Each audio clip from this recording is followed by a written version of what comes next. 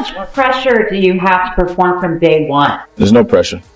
There's no pressure at all. I've been getting pressure since I was 10 years old. I don't think there's no pressure for me because I'm doing something that I love to do. That's play the game of basketball. Here he comes the other way. There's your first James jam. Oh! LeBron James with no regard for human life. I'm not going to guarantee no championship. I tell you that.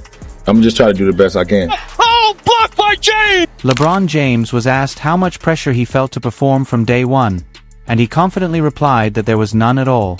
He explained that he had been living with high expectations since the age of 10 and never saw it as a burden, because basketball was something he truly loved. Right away, he made an impact with a thunderous dunk that had the announcer exclaiming, "There's your first James jam." LeBron James with no regard for human life. Even with all the hype, LeBron tempered expectations, saying he wouldn't guarantee a championship but would simply give his best. Moments later, he added to the excitement by displaying. You could say the Lakers have made things better and maybe LeBron will want to stay, but that doesn't get back to the central question of do the Lakers want LeBron James back? His defensive instincts with a highlight reel block. On February 16, 2025, in San Francisco, anticipation was high for LeBron James to make history with his record-breaking 21st All-Star Game appearance. But just 90 minutes. You won't see anything from me tonight. Unfortunately, I would not be in uniform tonight. Still dealing with ankle and foot discomfort, so I will not be playing tonight, unfortunately. I hate that, but I'm looking forward to seeing the format. Minutes before tip-off, that moment vanished. LeBron unexpectedly withdrew, citing soreness in his foot and ankle. But here's what wasn't said outright. LeBron didn't want to face the rising stars, a group of rookies and second-year players eager to prove themselves. Former NBA player Chandler Parsons openly criticized the move, calling it inconsistent. He pointed out that other players in the league have had to go up against. Here's the problem I have. Here's the problem I have, and it's with what we're talking about this in particular with LeBron James not wanting to play against rising stars. All these other NBA players have to play against his son because LeBron has kind of put him in that situation. Who's a rising star? So what's the difference now? What he doesn't want to play. He doesn't want to play against the young guys, but completely different. Completely different. How's it different? LeBron's own son. So why should LeBron shy away from competing with the younger generation? To Parsons, it seemed obvious. LeBron simply didn't want to take the court against the rising stars of today's NBA. Think about that. Every team in the league has to play along as if Bronny James truly belongs in the NBA, largely because LeBron orchestrated it. Yet when it was time for LeBron to actually face the real rising stars, he suddenly cited ankle soreness. The timing felt suspicious, the excuse too convenient, and for the first time, Rising Stars champ gets to play against the All-Stars on Sunday. One All-Star from last year told me he didn't like this because what does the All-Star team that plays against the Rising Stars have to gain? He's like, we're supposed to beat them. If we lose, we look bad. Draymond, who's a four-time All-Star, who never, I don't think, was picked to be a starter, said, these young guys, if they're on the Rising Stars team, they don't deserve the privilege of playing on Sunday.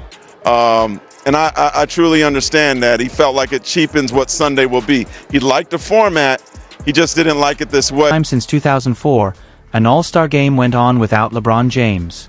His remarkable 20-year streak of consecutive starts came to an end. Even his close friend Draymond Green seemed to throw shade, suggesting that the young players hadn't earned the privilege of playing on Sunday. Translation: the old guard is afraid, and the new blood is rising, and LeBron saw it coming long before anyone else. But this brings us back to something his PR machine has spent the last 14 years trying to bury. The 2011 NBA Finals. In that series, Jason Terry, then a 33-year-old role player, averaged 18 points. Not just against the Miami Heat, but specifically against LeBron James. Terry later described a telling moment in the fourth quarter when LeBron dropped his chin to his chest, shook his head, and took deep breaths, looking completely worn out. The numbers from— Was that the low point for you in your career? Oh, for sure. 2011. The lowest. Yeah, the lowest. That finals tell the story. Just 17.8 points per game, 6.8 assists, 48% shooting, and in Game 4, only 8 total points while being defended by Jason Kidd and J.J. Barea, guards nearly half his size. Years later, in 2024, LeBron himself admitted that the 2011 finals were the lowest point of my career. But here's what often gets overlooked. Kobe Bryant faced that exact same Dallas team earlier in those playoffs. Yes, the Lakers were swept, but Kobe never mentally checked out. He didn't hang his head or lose his edge. He went down swinging. That's the essence of Mamba mentality, and it stood in sharp contrast to LeBron's collapse, especially since Jason Terry had tattooed a championship trophy on his arm before the season and then actually made good on it against LeBron. Fast forward to today, and another storyline has emerged. The Lakers have publicly embarrassed LeBron James. According to NBA insiders, all he wanted this summer was The first thing we want to do in terms of LeBron and his future is just give him absolute respect to choose his story with his family in terms of how many years he's going to continue to play. He's earned that right, and he's the best one to talk about that in terms of how many years he'd like to play. First things first would be for him to be able to make the decisions he wants to in terms of how long he wants to play. We're going to continue to honor and respect that and let him speak into that. a simple 1+1 contract extension. Not an unreasonable ask, just a measure of security for a 40-year-old who delivered them a championship in 2020. Instead, the Lakers went silent, showing no signs of serious negotiations.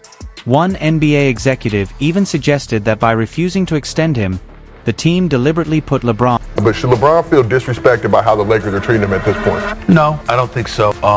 They got new blood. A cat that's going to be the face of their franchise for the next decade, where he's contemplating walking away from the game in the next year or two. Last time I checked, that's business. Secondly, it's pretty hard to be insulted when you're being paid $52 million for 1 year's work. In a bind. Meanwhile, Rob Pelinka's press conference this week came off as a masterclass in polished corporate speak, full of words but offering no real answers. The Lakers framed it politely, saying they wanted to give LeBron absolute respect to choose his story.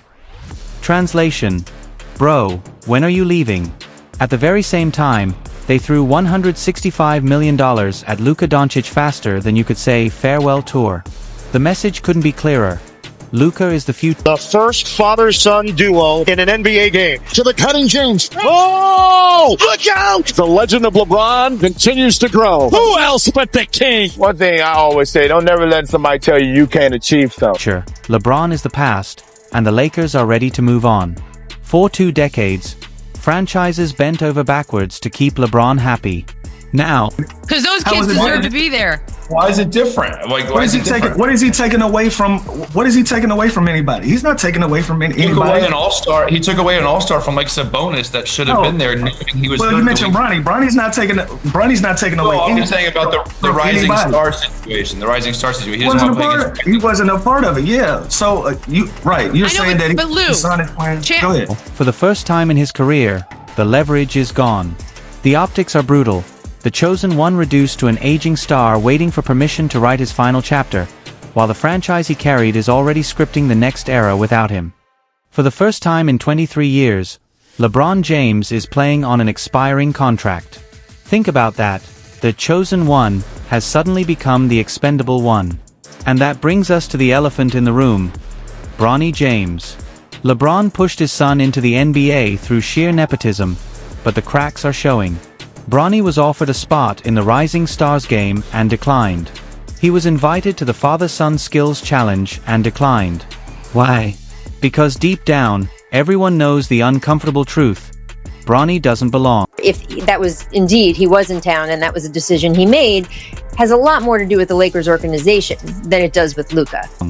The NBA has been forced to play along with the storyline, but the silence is deafening. Coaches don't trust him with minutes. Veterans don't respect the charade, and the fans see right through it. The father-son dream that was supposed to be historic has instead become a sideshow, and the weight of that embarrassment now hangs over LeBron's final chapter. But here's where it really gets spicy. Chandler Parsons exposed the hypocrisy by raising the uncomfortable question: would LeBron have suited up if Bronny James had been one of the rising stars? The answer feels obvious.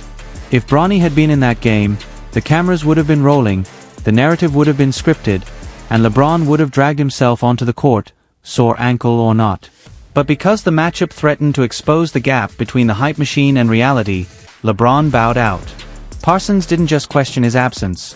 He ripped away the curtain, showing the NBA exactly what this has become. A father orchestrating a legacy moment that nobody else asked for. Exactly, and that absence spoke louder than any statement LeBron could have made. For 2 decades, he's been the centerpiece, the storyline, the reason every camera rolled. Now, the Lakers have a new face of the franchise, and LeBron's shadow feels smaller than ever. Rachel Nichols was right. This isn't about Luka Dončić personally. It's about the Lakers sending a clear message that the LeBron era is closing, and they're not waiting around for him to decide when it ends. The irony? LeBron once controlled every narrative, from The Decision to orchestrating Bronny's draft night. But in 2025, the script flipped. He's no longer the author of the story, he's the subplot. For the first time in 23 years, LeBron James is playing on an expiring contract, a stunning reversal for the man once called the Chosen One. The Lakers made their stance brutally clear when they handed Luka Dončić 3 years and $165 million without hesitation, yet refused to even discuss a 1+1 extension with LeBron. The hierarchy shift isn't subtle, it's a sledgehammer, forcing him into the role of Robin for the first time in his career, and unlike Miami in 2011, this time he doesn't have a choice. His defense, long celebrated as mythical, was exposed years ago in the 2011 finals, when Jason Terry and even J.J. Barea torched him while Kobe Bryant, facing the same Dallas team, went down fighting with no loss of spirit. That series remains a scar, revealing the cracks in the LeBron can guard 1 through 5 narrative, a myth that's carried by chase-down blocks and PR spin rather than substance. And PR has always been LeBron's greatest weapon. The Chosen One, self-anointed, the King, self-crowned, the GOAT, self-proclaimed, orchestrating the decision, forming super teams, posting cryptic Instagram messages, pushing for trades, then playing the victim when things unraveled. Now his final power play, forcing Bronny into the NBA, has backfired, with even Chandler Parsons questioning if LeBron ducked the Rising Stars game to avoid facing the generation his son barely belongs in. The All-Star absence, after 20 straight starts, wasn't about ankle soreness. It was the symbol of a 40-year-old man realizing the game has passed him by. No farewell tour like Kobe,